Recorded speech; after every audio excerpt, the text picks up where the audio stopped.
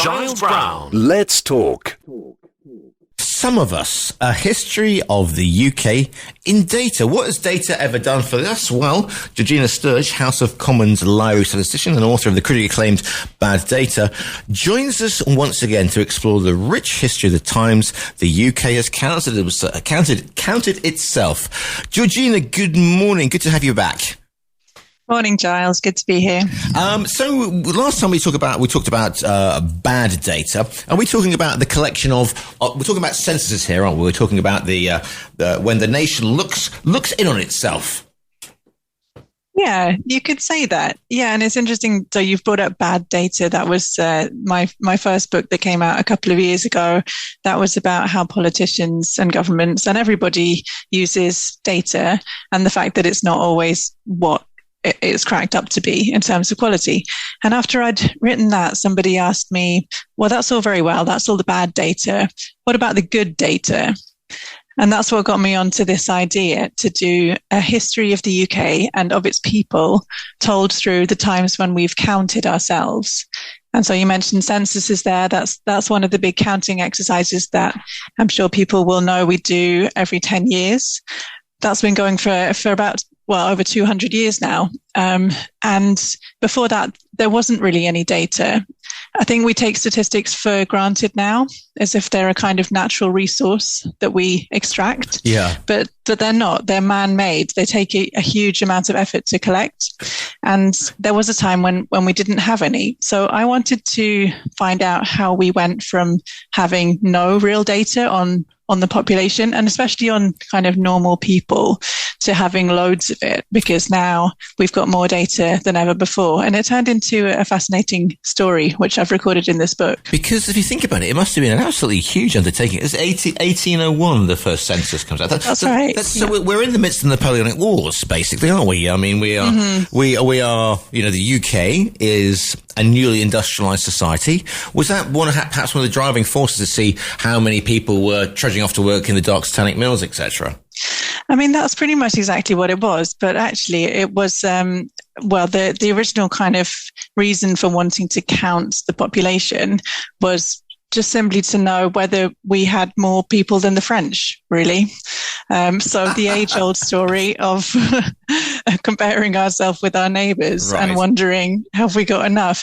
And there was actually speculation as to whether the population was growing or shrinking at that time. We didn't even have a handle on whether it was what direction it might be changing. And so that was kind of the first drive for the government to go out and collect data on the full population. Now, it wasn't a complete census at that point. In the book, I've compared it to a Swiss cheese because it had so many holes in it in terms of geographical coverage. But as time went on, we started to get a more complete picture.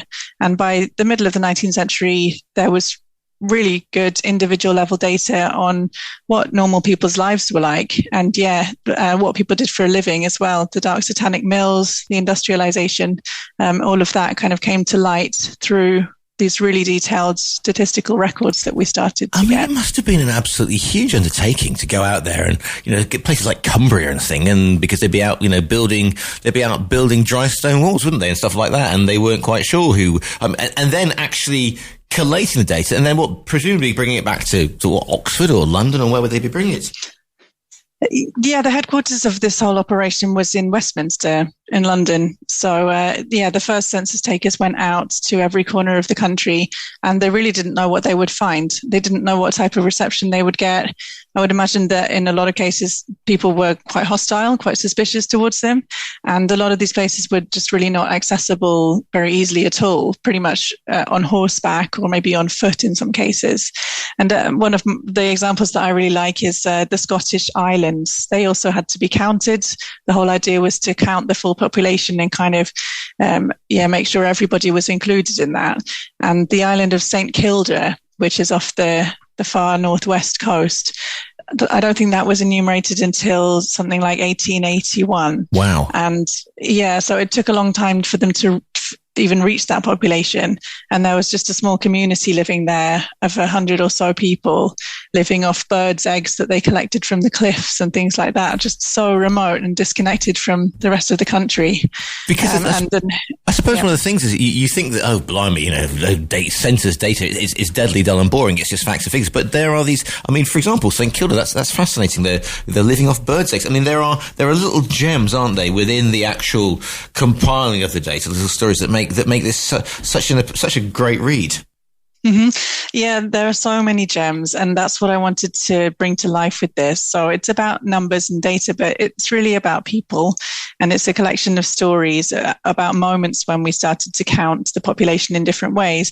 One of the examples that I really like is about people's occupations, so what they did for a living. There was just really no information on that if we were to go back 200 years. And at some point during the 19th century, statisticians started to collect really detailed information on this. And in fact, they probably got a lot more information than they'd bargained for, because when they went out and asked people what their occupations were, they then wrote them down pretty much verbatim as people told them. And what they found was that there were hundreds of thousands of different jobs, some of them highly, highly specific to industries. In Lancashire, there were over 1,200 unique occupations just within the cotton industry alone. Right. With job titles that would have made absolutely no sense to these statisticians sitting in Westminster.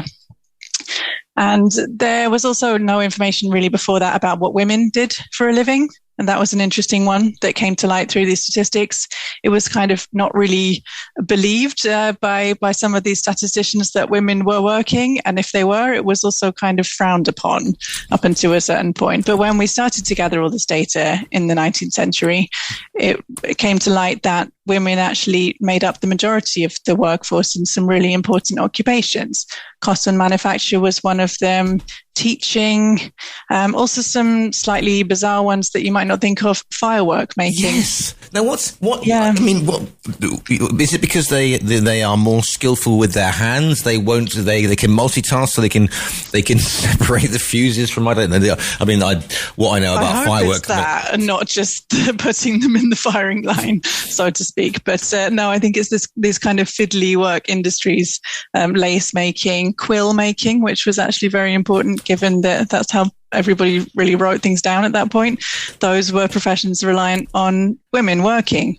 And that was a bit of a bombshell, really, when those statistics came out in the late 19th century, because, yeah, like I said, it was frowned upon in some quarters that women would be working at all outside of the home. Yeah. But that showed that they were actually very essential to the workforce. I mean, not meaning to hark on about William Blake and Dr. Stanley Mills, but that is what they were doing. You know, the women were working in the textile factories. That was their, wasn't it? It was, you didn't get many men working in the textile industry, in the cotton industry, because it was the spinning jennies and all that sort of thing.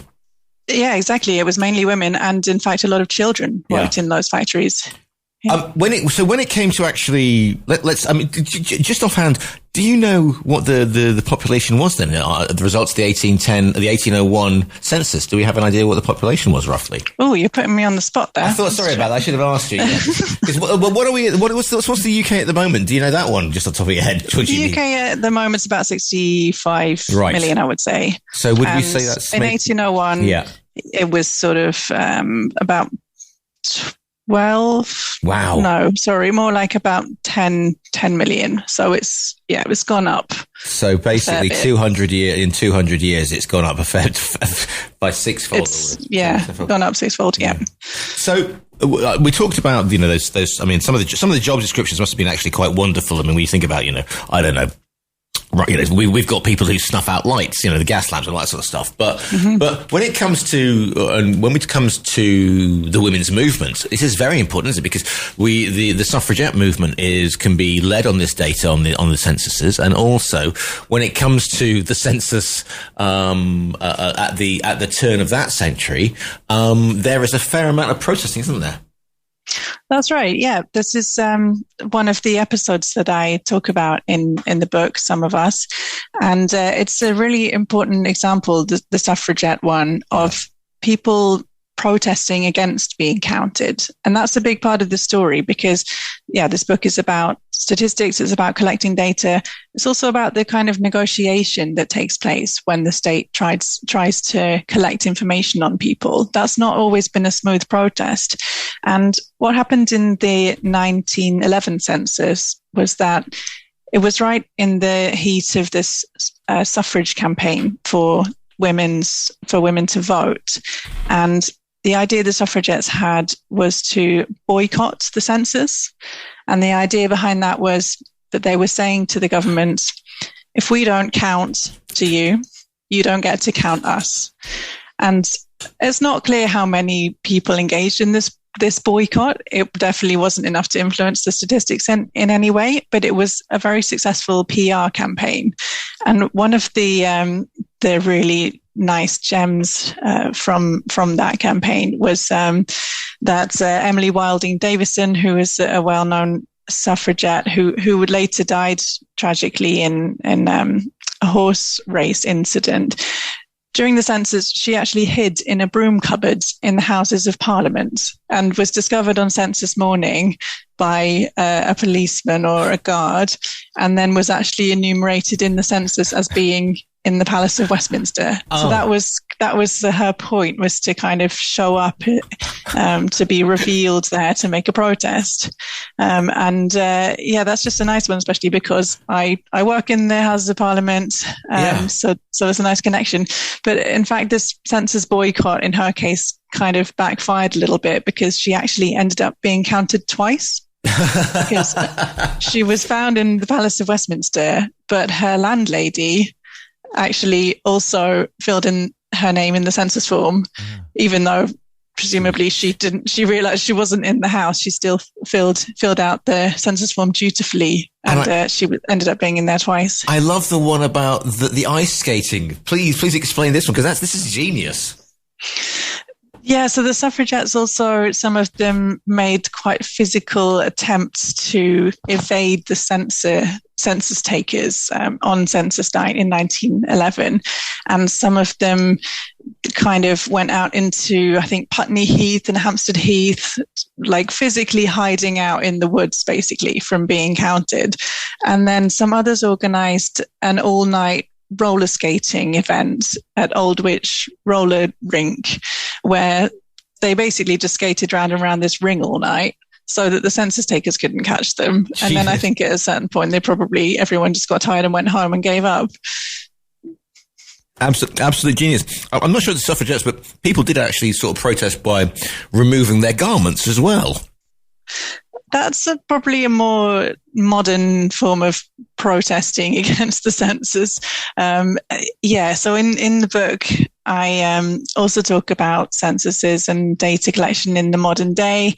And as many people will know, we talk a lot now about civil liberties and about privacy. And so I wanted to also look into what data collection means to us now. And it's pretty different to how it was in the 19th century. So there's so much more data collected on all of us now, and a lot of it has become more personal. So the last few censuses have focused on characteristics like identity, belief, religious belief, ethnicity, and so on. And so, and we live in an era now where there's big data, where there's a lot of digital data collected on us. And that has led to people questioning whether this is really what we want. And an example that I give in the book is about when the government in the UK proposed to introduce ID cards in the 2000s. And then there were these kind of stripping naked protests in Parliament Square and other places where people were basically saying everything is going to be revealed to the state if this goes ahead, and then they have these ID cards. Yeah. But in the book, I do also point out that we did have ID cards in the UK for a brief period of time, and that was during the Second World War. We had a population register at that time, and we didn't have it at any other time. Yeah. But for the war, for the purposes of rationing and for managing manpower and everything else, we had a live database of every single person in the country, and everyone had to carry an ID card. And that went on until 1952.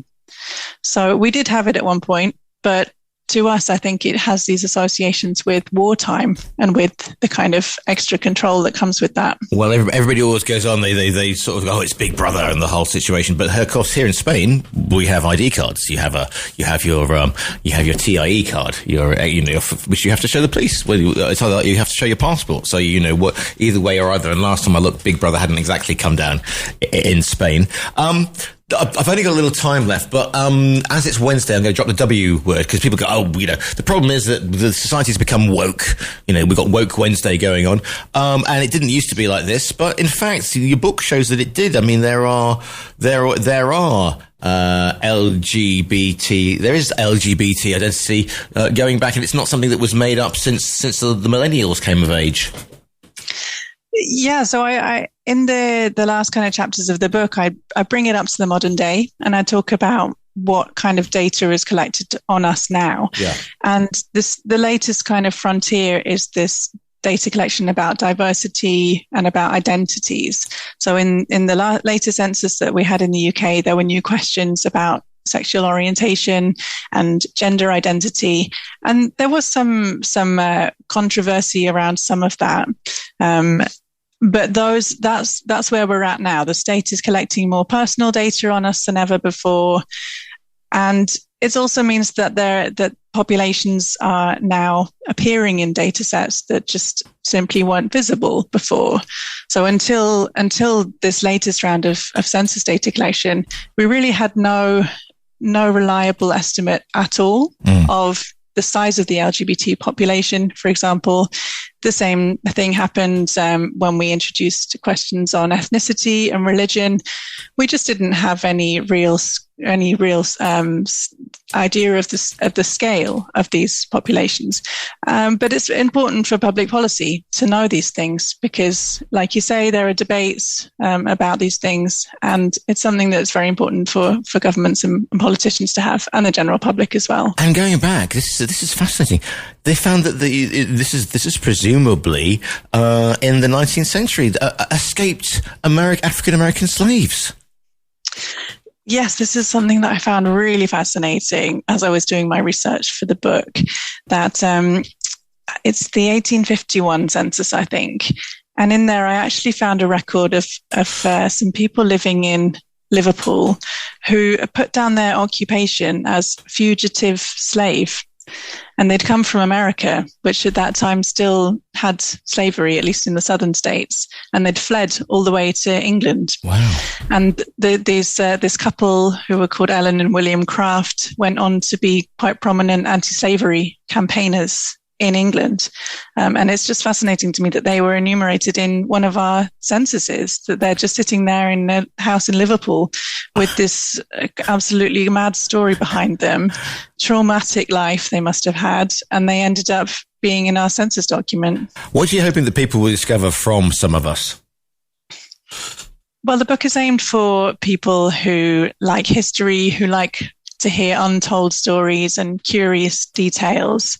And it's for people who also like genealogy, family history.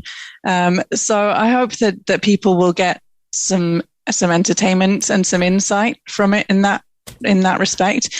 But it's also, for me, this is a bit of a time of change when it comes to data. Like I was saying, there's just so much more data on us out there now. Everything's becoming more digital. It's a bit of a period of change. And I hope with the book that people will start to think a bit more about what our relationship is with data and how we're represented in numbers, and to think a bit more about what is it that we want in terms of the data that's collected on us. Are we okay with the situation as it is now?